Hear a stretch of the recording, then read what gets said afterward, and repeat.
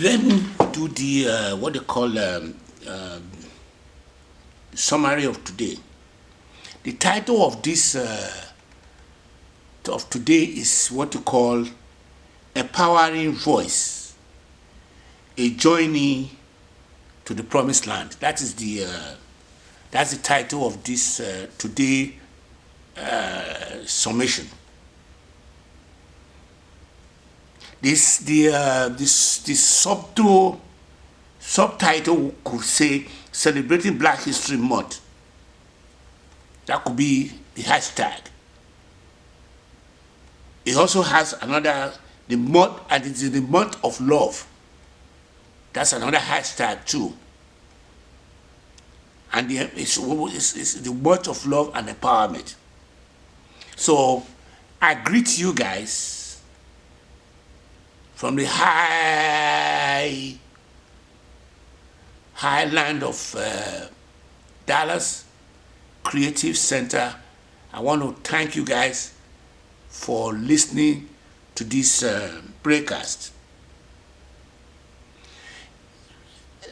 I said that the Black History Month is a time of reflection. When I put that Black History Month in there, remember they didn't call it African American History Month. They call it Black History Month, and the reason why they call it Black History Month because they are thinking about Nigeria or Africa, the continent of black people, the United States, which has a little bit of black people who makes up, I think it's about 12% of the population here, and those are not they have not got to the promised land yet, irrespective of how somebody like King, Malcolm X, Michael Garvey have tried to get things going. And as we speak, so the celebration is to empower the people of African descent globally. So we're talking about those who are in Haiti, those who are in Jamaica, those who are in the United States, those who are in Africa, those Caribbean island country, and those Americans, African Americans, and those Africans. We're not concentrating too much into the diaspora who are in Russia or who are in Ukraine, because those people are minority in their own context. They are making waves over there, but they are not they don't have historically black institutions in those enclaves. They have all countries, all the universities in Africa are historically black institutions. So if you're fraternity over there, you are equal to those who are in this historically black institution in the United States, like Paul Quinn, like A&M University and all that. So if you fraternity, you are the one we are asking to go and start thinking in your head, how am I going to buy God to Goddesses, which is the release of the novel that we're getting ready to sell, that will assist us to put what you call a hedge fund together. And that hedge fund together is a funding that no people of African descent has ever put together. The hedge fund will be when, if anybody, the mission of the hedge fund is going to be anyone that needs a trinket, whose back is against the wall, will be able to tap into that hedge funds and use it, and check will be written off. As a matter of fact, that's even most important than everything else today, because we are looking at people who are currently affiliated with me being called not only to just buy the book, have a buy-in, put in your pain points, go in and purchase what you call a stock in the vertical capital that we're going to be able to raise to get this artificial intelligence and the quantum computer off the ground. So this is issue of money. I regret to say that because all along I didn't know that money was that important. I thought money was useless. I did not know that. I just now pick it up on it. But I'm glad I picked up on it when I already know that money is only worth what it can buy, nothing more, nothing less. So the unity in the Black history, we're going to try to showcase the historical moment to unify with the African diaspora. We know about those diasporas who are here, especially those who happen to have been a member of the Kegites. We're calling on you as fellow to go in and buy this book through Amazon, because I don't want to make the mistake of saying that we're going to try to buy the book through my website, because that's still rusty, or an API that is still rusty. But I do know that you can buy this book. I'm giving it a lot of publicity right now that I'm doing this. So the strength of the book or the novel itself is that the fact that it was written from the angle of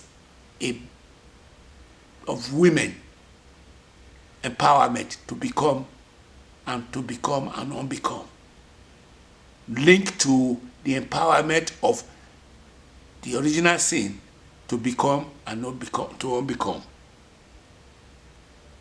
So the novel itself is written from the perspective of a super black man.